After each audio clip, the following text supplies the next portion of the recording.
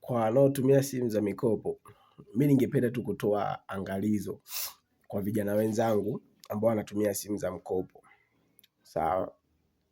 Kama unajua umechukua simu ya mkopo na una imani utalipa deni lako mpaka likaisha, mimi nikushauri tu lipa mpaka pale mkataba wako utakapomalizika.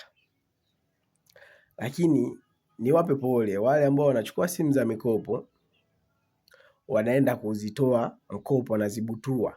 Ndugu zangu, mtalia. Sawa. Jamani, hili ni onyo tu. Watu wengi waliotoa simu zao mikopo wanajuta saa hizi, wapo huko jela wanajuta. Mimi natoa tu onyo jamani. Tuwe makini vijana wenzangu. Sawa? Tuwe makini. Tusijiingize hatarini kwa hii hali ya kuiga. Usione mwenzako eti kwa sababu kachukua simu, katoa mkopo na unasema ngoja na mimi nichukue simu, nitatoa mkopo. Yule hakukamatwa. Sasa wewe, kuna wengine wa damu ya kunguni. Unaenda kutoa simu mkopo, unanaswa. Jamani, kuna vitu vya kuiga. Msipende kuiga hiyo tabia. Sawa. Wala msisikilize ushauri wa mtandaoni wanaosema sijui natoa simu mkopo sijui nini. Oya, kuweni makini. Msiige. Mimi nawapa onyo, msiige kabisa. Usije ukajaribu kutoa simu yako mkopo.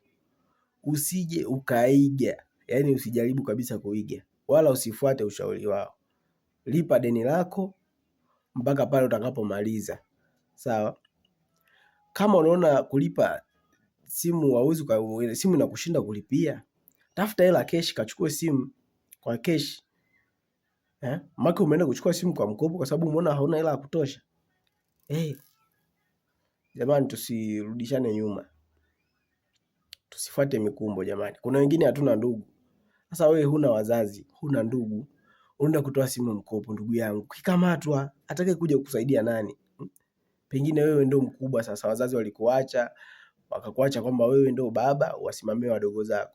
Sasa wewe ndio unaenda tena kuanza kufuata mikumbo ya kutoa simu mikopo. Ndugu yangu, naomba tusifanye hivyo jamani. Dunia imefika pabaya. Tusijaribu kuiga.